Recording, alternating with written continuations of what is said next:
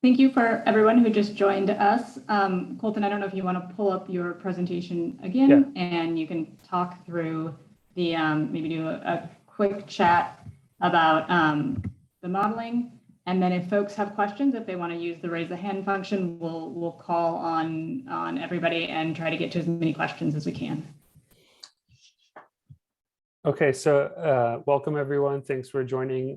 We'll just go through the modeling portion of the work that was used to inform how these segments could be prioritized, and then make some rough estimates of costs and types of treatments that should be considered for some strategic planning of this work, achieving this work. Colton, you want to swap your displays? We're seeing the presenter view. Oh, okay, sorry, let me.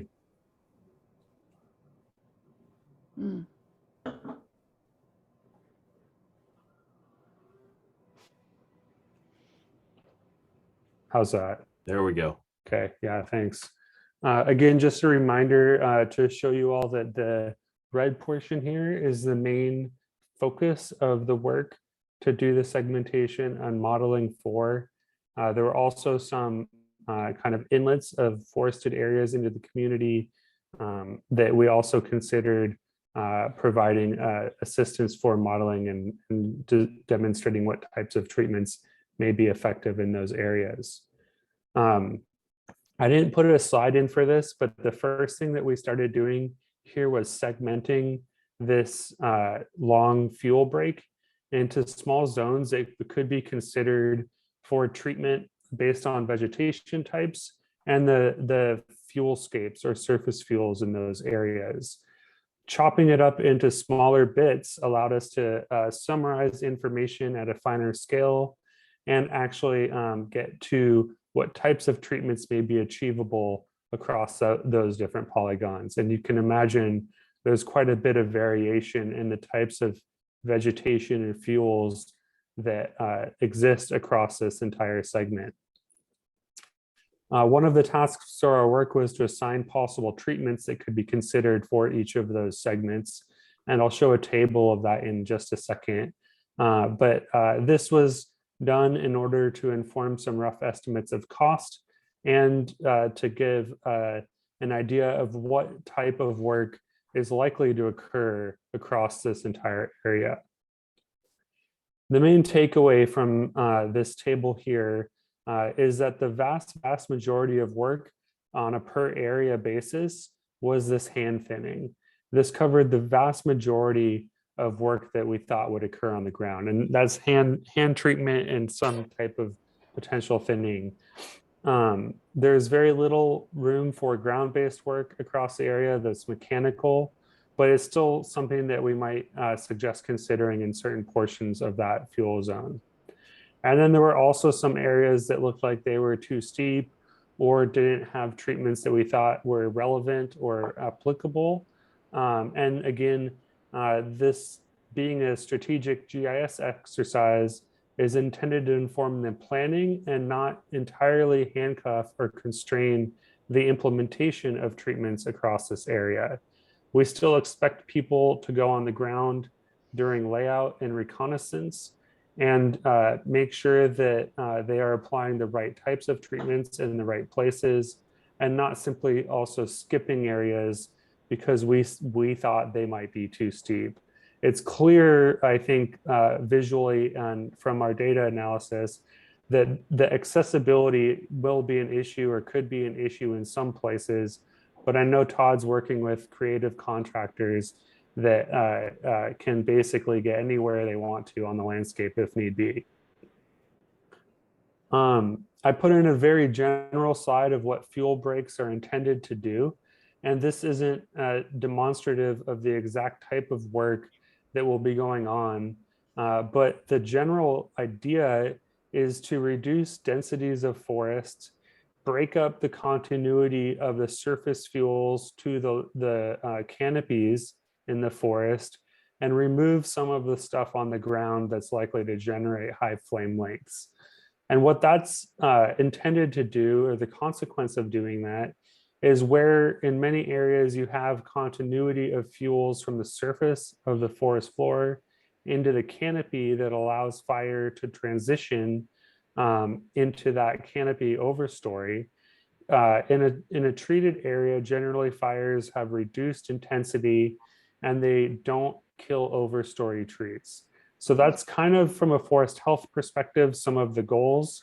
From a operational perspective, it's to reduce the intensity of forest fires or fires that may occur on the landscape, to give time to firefighters, to give potentially more time if evacuation is needed, and reduce the flame lengths and heat that may scorch homes and structures that are nearby.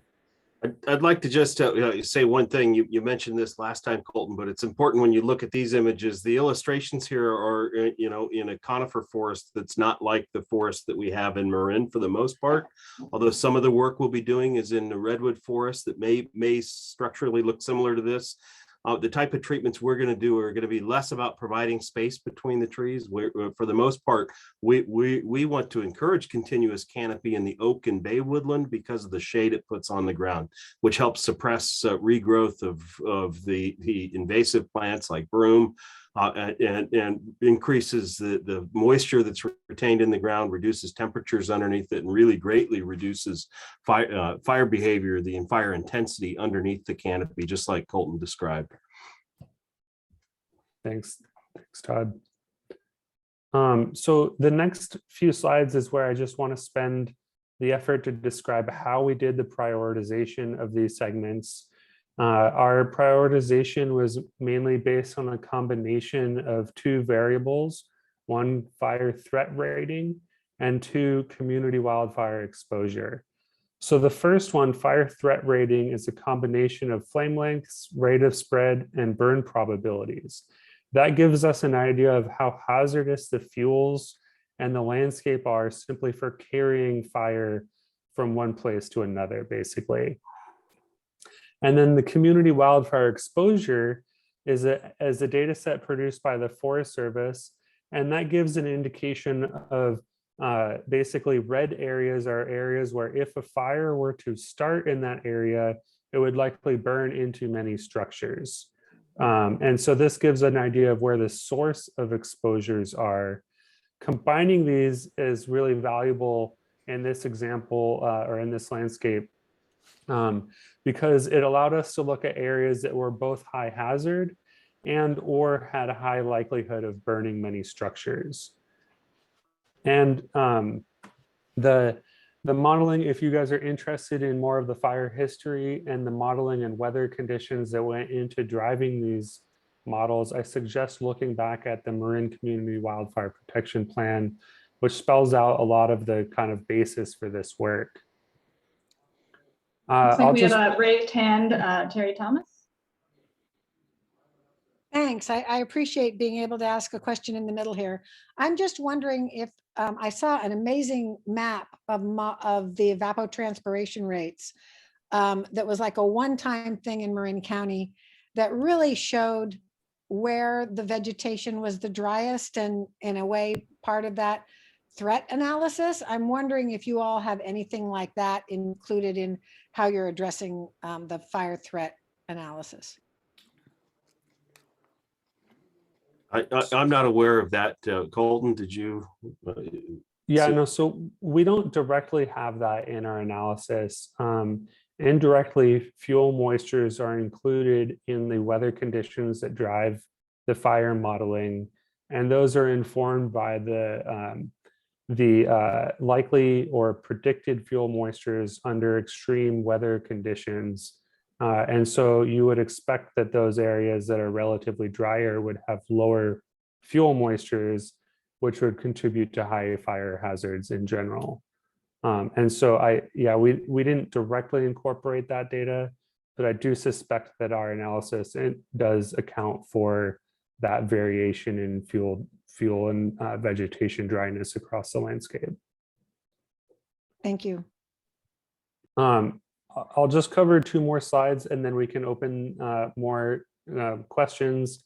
Our Our general prioritization is mainly based on the combination of this fire threat risk and community exposure. And so areas that you see on the map in red, we're high in both of those variables.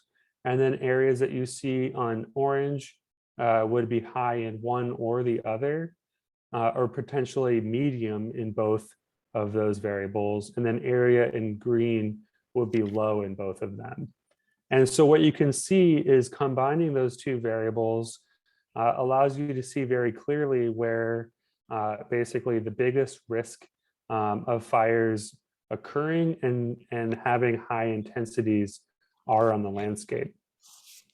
Also, Colton, I'm just going to interrupt real quick because I see James has had his hand up for a minute. I wanted to see if it was relevant to this.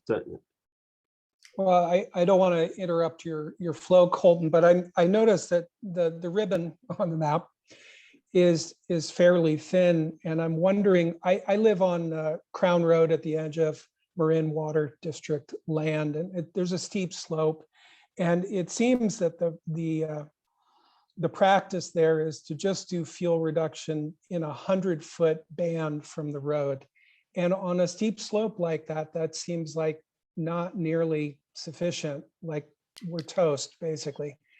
And I'm wondering if you modeled the impact of doing wider fuel breaks in areas like, for instance, on slopes where it might make sense to do wider fuel breaks, or whether it was just, no, everywhere we're going to do the same with the fuel break. I can speak to that to some extent, and I know your neighborhood and location very well.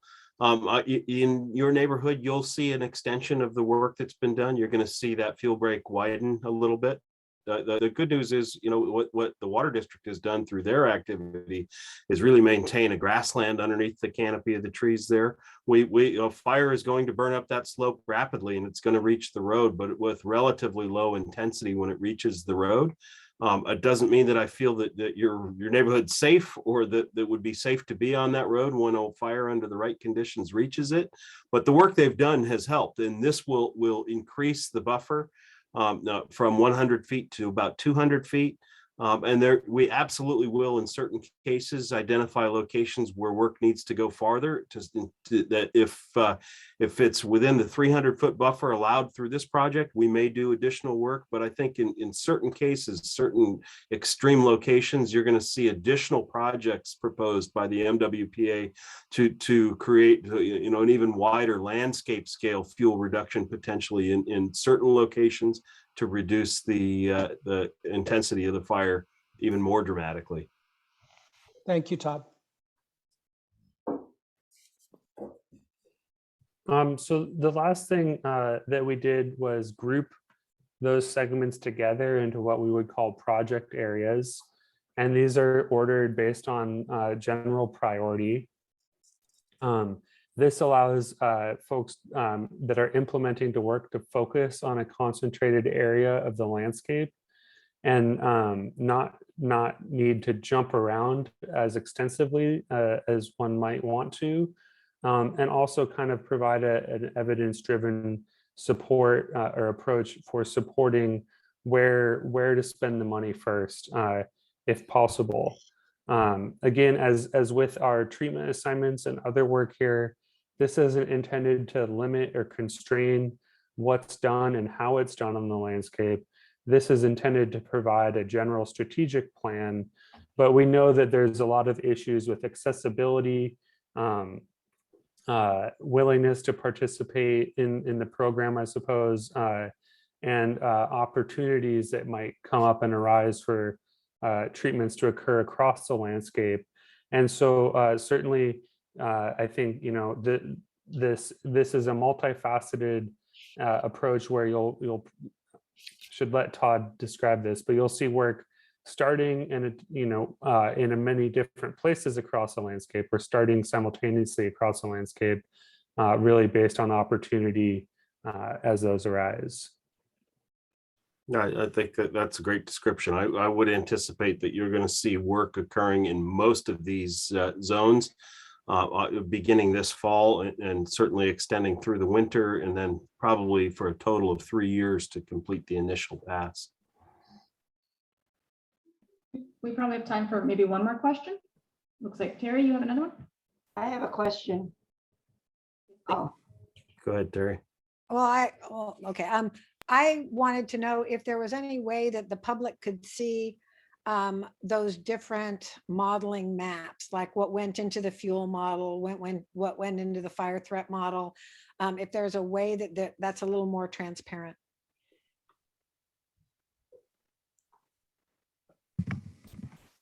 So there is a report that Vibrant Planet put out that we're using basically to describe the project description.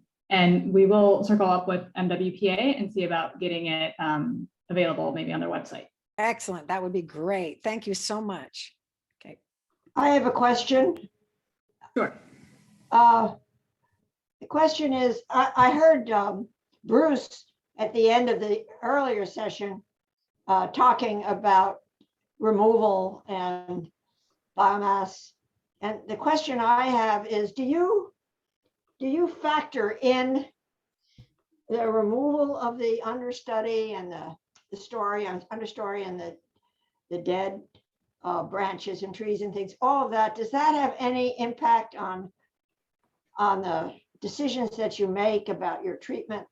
I mean, if there's a lot of it, the cost of it, where it goes, do you pay any attention to that? I don't know if that's a question that Bruce asked, but that's a question I'm asking. Todd. Yeah, absolutely. We pay a lot of attention to that. And, you know, we're still in the planning phase here. And, you know, many of those decisions are going to be made on the ground when we reach these locations. There's going to be a lot of work happening simultaneously. They're relatively small projects, most of this low impact, but we will make the decisions on how to deal with the biomass and the material we remove on a case-by-case basis. You know, our absolute goal and interest is to follow the guidelines that the ESP Biomass Committee is producing. Yeah. You know, best management practices, and for the most part, we do that already, and we will continue and expand on it. But it's going to be a case-by-case basis by location, and there will be a huge variety of treatment methods and disposal methods across the landscape on this project. Okay, good, thanks. I just wanted to mention to everybody that if there was a room that you didn't go to that you want to, now would be the time. Okay. You're chasing us out, in other words. Thank you. You're welcome to stay. Well, I have a question. I guess I need to speak up rather than raise my hand. Sure, sorry, go Margie, ahead. You just raise it up. Please go ahead. Well, if it's going to be done on a case by case basis, that raises the concern to me about cumulative impacts. And so I'm wondering what studies are going to be used to ensure that you're not going to be impacting species that are ground nesting species or ground dwelling species. It's especially a concern if you're doing it on a case by case basis, because if you're doing that, then I don't know how you know that you're not having an impact on, say, you know, juncos or sparrows that really depend on the ground for habitat. Someone, yeah, Emily. Sure. So the PSA room will speak a little bit more overall to how the Cal VTP PSA addresses that. But it did look at cumulative impacts, and the PSA will as well. It'll do it under the Cal VTP EIR. So we'll look at what did they look at for cumulative impacts, and then we'll look at how does this project as a whole fall within that, that review. So even though the treatment would be on a case by case, the PSA looks at the entire project, and it looks at what would be the impacts of the whole project, along with other projects in the area, because so you're looking at what did the PSA look at? I mean, I understand that. But if you're doing, you know, if the PSA, if your evaluation overall, you know, identifies a certain area of impact, and then when you get on the ground, if that extends greatly, that's a problem. And what's the potential for that? And how would you address that?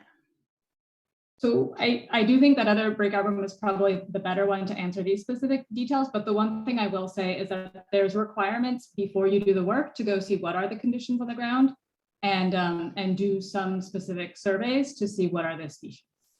But Colton, I don't know if you'd want to talk a bit more about the modeling again, just for folks who haven't been in this room already.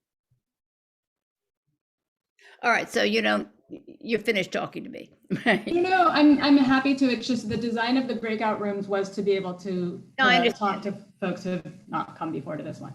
Okay. Emily, what was that breakout room? It's breakout room 3. Yeah, I've been there already. We discussed other things, so. Oh, okay. Yeah.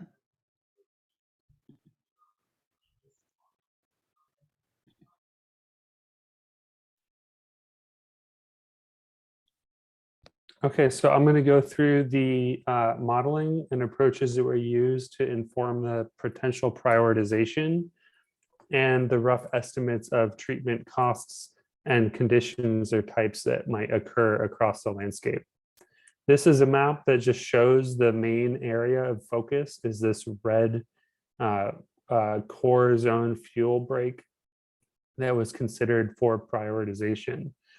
And the first step that we took in order to prioritize this fuel break was to create segments across that area that could be used to define more fine scale vegetation and fuel conditions because things vary so drastically across this entire landscape. And so I'm sorry, I don't have a zoomed in here, but you can see a number of black lines that are breaking up this entire fuel break area now into smaller parts. And on those smaller parts, we're assigned potential treatments that could occur across the landscape.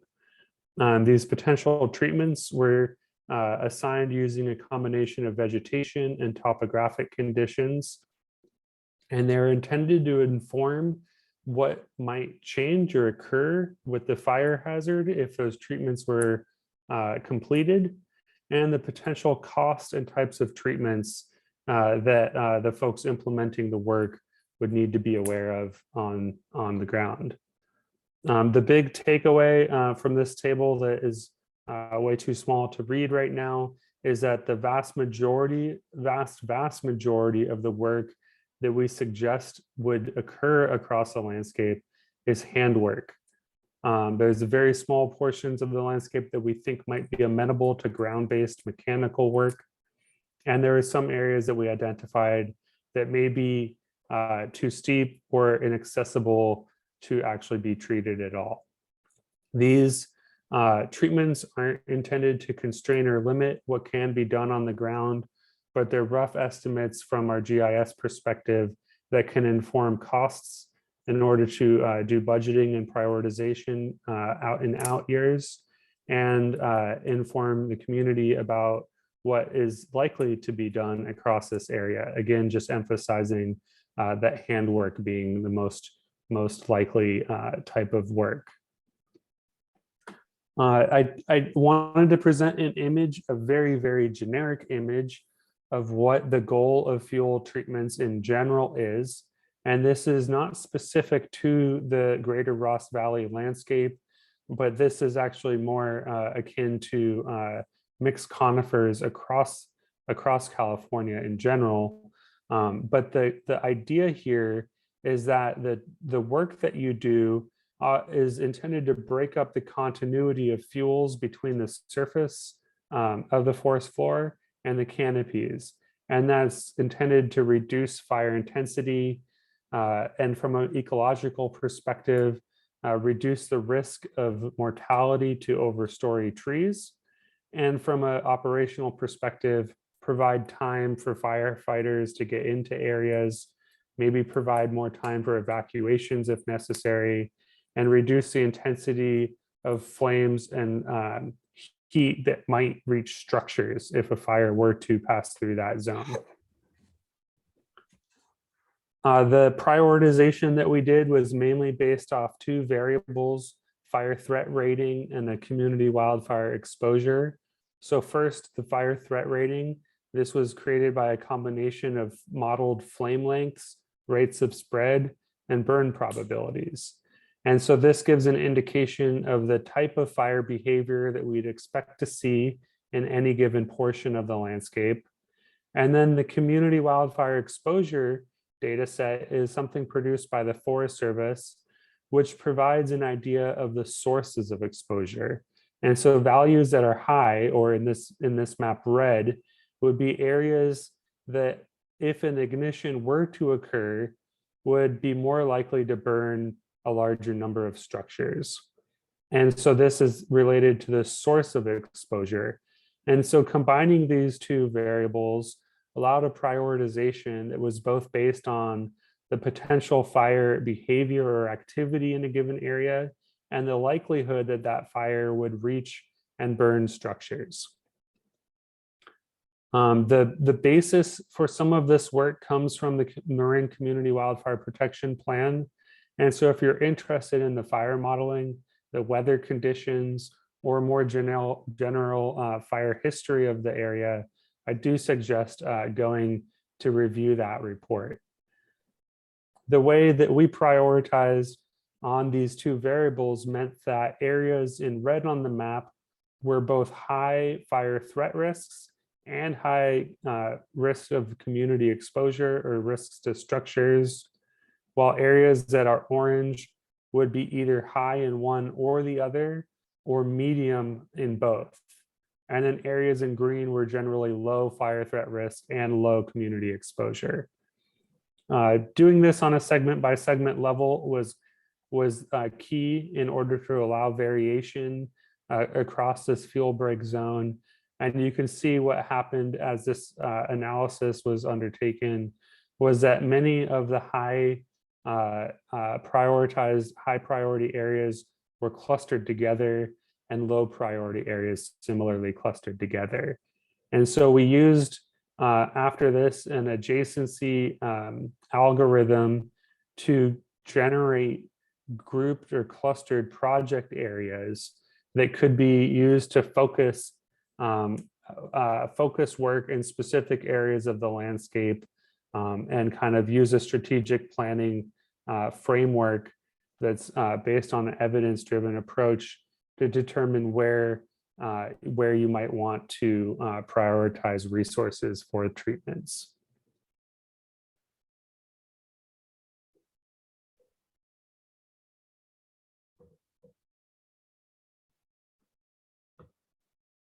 So I guess I'll formally open the floor to questions now, and I think both Todd and I and Emily would be happy to address any questions from the audience. You could go ahead and raise your hand or just speak up if you don't see any other hands raised.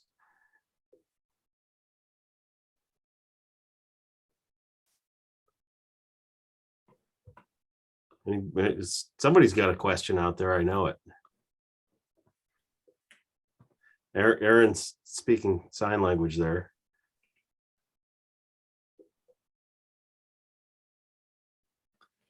Well, you're also welcome to jump back to your other break rooms and bug those people, I suppose, if you have lingering thoughts or questions from other presentations as well. Sure. I appreciate everybody being here, staying up late to listen to this. How are you doing, Stephen? Good. Good to see you. Looks like James has a question. Go ahead, James. I've been lurking in this breakout room because I'm particularly interested in hazard modeling. I was in the last session too, and I'm curious about what the tools that you're using, what they can do in terms of identifying, I don't know if you'd call them hotspots across the landscape, like places where you could have the maximum impact. And it seemed like Colton, the area up near Terra Linda is one of those. So it seems like you do have the ability to identify hotspots in the landscape, as opposed to just doing the ribbons adjacent to neighborhoods. And so do you have that ability, and what are the trade-offs between doing things right by the road versus areas maybe away from the road that you might feel are higher impact? Yeah, I think that's a really excellent question. So the work that we did in this prioritization and modeling project was heavily based or focused on the objectives of treating nearby structures, and being done under the CalVTP rules. And that said, certainly I think we especially on the Vibrant Planet side, we always encourage kind of an all lands approach, and looking at a number of different multi-objective ways to manage forests and landscapes in general. And so the fire modeling done here uses a combination of different Forest Service models to look at flame lengths, rates of spread, and burn probabilities. We also do that across large landscapes, and certainly the community exposure data set here was focused heavily on risks to structures, but those same data can be generated looking at risks to other resources and assets across the landscape. And so I definitely encourage, and I think we've talked with MWPA about looking at the hinterlands or the lands outside of communities where risks may originate from as well. But that was a little bit outside the focus of this project itself. I think James, to your question too, I think, I know in the community, there's a lot of concern and a lot of interest in seeing the results of modeling it and seeing the colored pixels immediately adjacent to their own homes. And it's difficult for us to tell you exactly what the modeling results might be, because we have to look at not just the slope and the aspect and the vegetation that's at any given location, but really where the fire starts and the weather conditions. And there's so much variability in that there are locations in Marin where the greatest risk is under a cool west wind, which is not what you would think of as the catastrophic fire conditions that drove the Tubbs fire or the Camp Fire. But there are locations where the greatest risk might be under our normal westerlies. That's not true for the entire county, and it's not likely that that's going to be the type of condition that drives a fire that burns thousands of homes, for example. But I'm here to tell you, if your home is the only one that burns, it's going to feel catastrophic to you. So the modeling can tell us a number of different things. It does help us identify those hot spots that you referred to, but it's always looking at really a sort of a single weather scenario, and we have to run those models again using different weather conditions to understand what fires might look like under those different conditions. Mm-hmm. Thank you. Stephen, it looks like you have a question. Me? Yeah. Okay. Todd, could you talk a little bit about what are the conditions that a cool westerly wind would represent the major threat? Is it the topology or what? I could tell you, this is you and I speaking, Stephen, with a lot of history, but one of our great concerns is a fire that starts, let's say, somewhere in the watershed, like where the 1945 fire started at Samuel P. Taylor Park under a north wind, which now that dry north wind is a potentially catastrophic weather scenario for us. But it can drive a long, narrow fire all the way through the watershed where very few homes or people are at risk. Our concern, we call these turnaround days. They're the days where we transition from the north or northeast with Diablo type winds to the westerly conditions. And if we have say a 5-mile long fire front burning in the watershed under catastrophic weather conditions, it very well may not impact any homes until the day that the winds shift from the west. Now we have a 5-mile long fire front, burning towards the home under much less severe conditions, but much more difficult for us to suppress that fire and deal with the impact on the community, because it has the potential to impact a great portion of the community at once. The real benefit, and I'm glad you asked this question, is that this type of fuel break has the potential to be extraordinarily effective under those types of conditions. Where I've heard many people challenge us and ask, why are you bothering to do this? It's not going to stop the campfire. No, you're right. It's not going to stop the campfire, but it very well might stop that 5-mile long fire front that just shifted directions and started burning under low intensity conditions towards the community.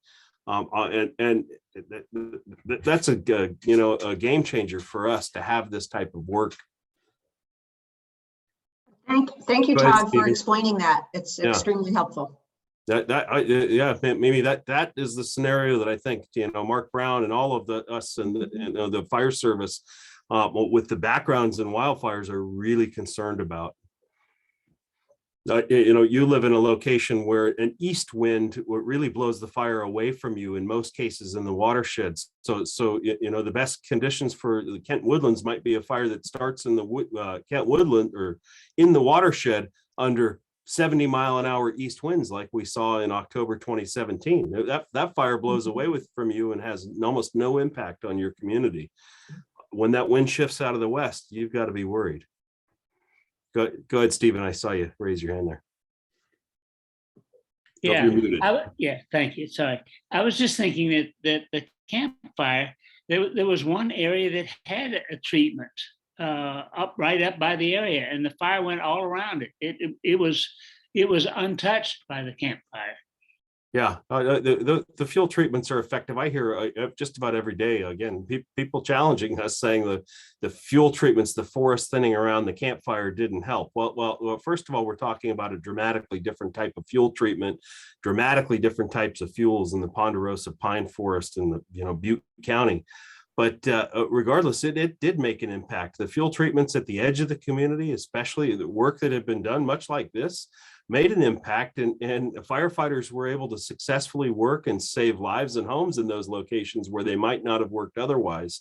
Did it protect the whole community? Did it save the community by miraculously stopping the fire at the edge? No. It might have under much less severe conditions, though.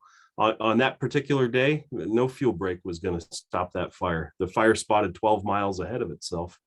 Yeah, but it did mean that the area that was treated was protected, and the lesson I get from that was they didn't do enough or didn't have enough time to treat a large enough area. Yeah, I think that there's some truth to that, and frankly, under those conditions, there were going to be homes and lives lost in that community, no matter what. But I'm here to tell you, there are homes standing in Paradise and lives, people that are alive today that would not have been, had it not been for the huge amount of work that had been done to the east of the community.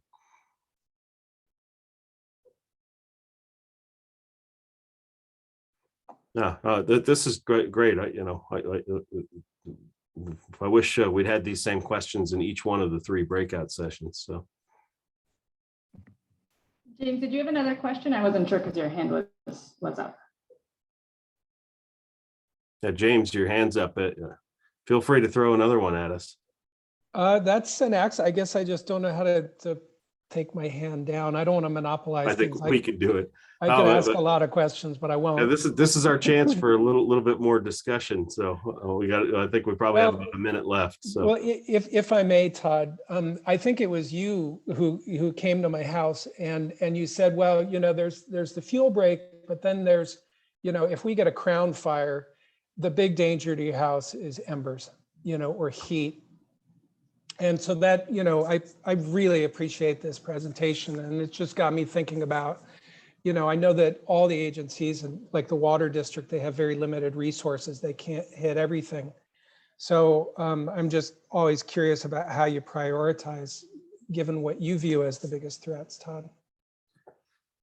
I think that scenario I described answering Mimi's question is probably the one we're most concerned about in your neighborhood.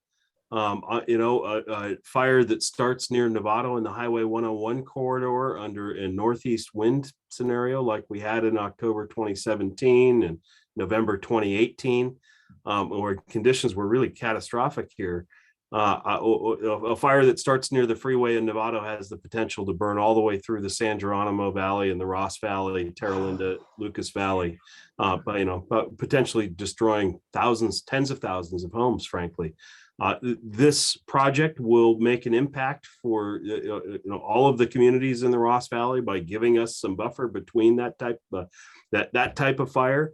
And as we talk about scenarios like the campfire, I think it's really important for us to think about a fire that starts at Highway 101, burns towards Lucas Valley and Sleepy Hollow, and we should understand that a 200-foot wide fuel break actually does have the potential to stop or certainly slow the spread of a fire, even under catastrophic wind conditions in grass. And that's what we see. We've got grasslands, and we want to maintain the historic grasslands to the north and east of the Ross Valley, because it gives us such great potential to suppress, control a fire, potentially even stop it with this type of fuel break. So that's a part we haven't discussed much in this session because it's much less intensive work. It's complements work we've been doing with goat grazing and grassland restoration in that area already. This is only going to make it better. Mimi? A couple of things. This wasn't what I was originally going to say when I started waving my hand, but would goats be helpful in the steeper areas that I was asking about before? And then secondly, I just want to comment that I find it very exciting that the MWPA is with this project seems to be embarking in the direction that we all hope that Measure C would bring us to, which is to say actual real coordination. And that was kind of that was a trust me thing. And so it's exciting to see that might be what happens here. Yeah, I did all the talking in that my little intro, and Yeah. I realized I was long-winded and skipped over the part where I wanted to talk about the coordination that's been happening between the fire agencies, each one of the towns in the Ross Valley, and you know how difficult it can be to get those groups to sit down and talk. And then the water district and the open space district have just been fantastic partners through this, very receptive to this project. It's some of the best coordination I've seen on any type of project in the county, much less one that's this big and complex. So I'm very hopeful. We also didn't get a chance to really mention that this project is going to serve as a model for each of the MWPA zones. Southern Marin, San Rafael, Novato, and West Marin are all looking at utilizing the sort of the outline and the techniques, and even right down to the general description of the fuel break and location on future projects. So you'll see this kind of work beginning next year around the entire city of Novato, around big portions of San Rafael, Southern Marin and Mill Valley, and then West Marin, especially the San Geronimo Valley. And then could you just talk briefly about whether goats would be useful in some of the steep areas that I asked about earlier? That where there's a question of, whether you can repel anybody down there or whatever. Goats can, they're famous for being able to operate on steep slopes, but there are erosion concerns with goats on steep slopes. So that we've used them successfully on some steeper slopes again, sort of a case-by-case basis. We need to analyze it, really talk to the herders, make sure we talk to the biologists.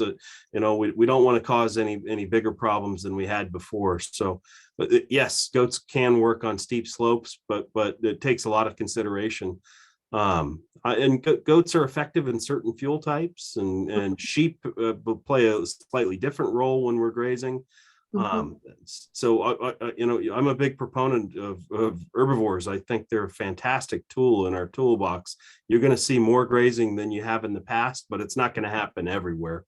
And does erosion concern in effect trump wildfire concern in terms of just basically means you can't do certain? No, no, it doesn't trump the wildfire concern, but it forces us to strike a balance and you know, find the right technique that minimizes soil disturbance. In some cases, you know, there are ways to mitigate that, but that type of work would probably have to be done as a separate project with additional analysis beyond what we did for this.